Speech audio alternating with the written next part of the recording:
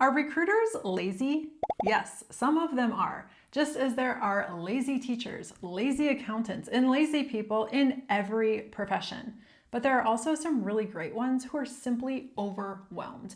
Today, you are going to learn how to get past any recruiter, competent or not. Hi, I'm Laura, a career relaunch coach and former recruiter who is here to take your job search from stressful to successful. Now, just to be clear, this video is focused on in-house recruiters, and those are the recruiters that work specifically for the company that you are looked to get hired at, not the recruiters who work for search firms or staffing agencies. And as a side note, AI is really impacting recruiting and in general. More and more companies are outsourcing aspects of the recruiting process to AI and slashing their recruiting departments. In fact, I know of one large company that cut their recruiting department from 12 people to 1. And this is important for you because while it's never been easier to apply to a position, it's never been harder to actually get noticed. But you can.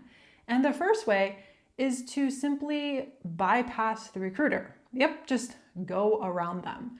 Now, the recruiter is the gatekeeper, and they're the ones who are going to be swamped with resumes. But they're not the person who's going to ultimately make the hiring decision. That person is the hiring manager, and your job is to get in front of the hiring manager as quickly as possible.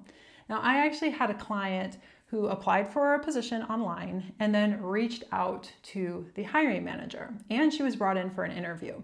During that interview, the hiring manager let her know the only reason she was there is because she had reached out to her. She had gone to the recruiting team and asked for her resume to be pulled. It had already been passed on. That is the power of reaching out to the hiring manager. And yes, she was hired.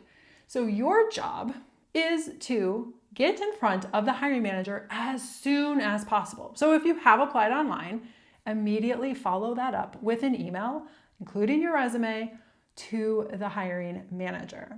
And if you're unsure of who the hiring manager is, you can use context clues from the job description, from the company's website, LinkedIn, to give it your best guess. But if you do this, you are going to bypass all of the other hundreds, if not thousands, of applicants. And the second thing you can do is to connect the dots for the recruiter. Recruiters do not have time to figure out what it is you want. You have to tell them and make it very clear what it is. And that thing that you want should be the exact position that they are looking to fill. Too often I see job seekers who just say, well, I'm open to anything. And their resume looks like a jack of all trades type of resume. But remember, that's not what they're looking for. They're looking for somebody who can very specifically say why they are the best fit for a specific position. So your resume, your cover letter, your LinkedIn should all be pointing to the exact same story. You should leave the recruiter very clear on what it is that you offer. They shouldn't have to try to figure it out for themselves because, to be quite honest, they're not. They're going to simply move on and find somebody who makes it easy for them.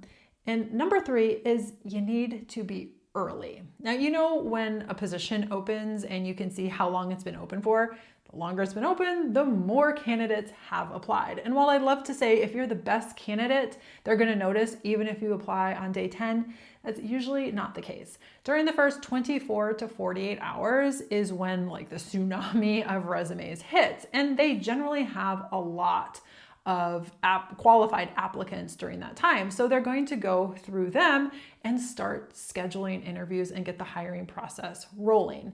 Now, if you do apply later in the game, that is even more of a reason why you need to be reaching out to the hiring manager, because there's a good chance you're not even going to be noticed by the recruiter. So I'm not saying that you're out of luck if you're outside of that 24 to 48 hours, but you do have to make sure that you are following up. Now, if you are looking for a video on how you can have your resume stand out from the crowd, then check out my video here.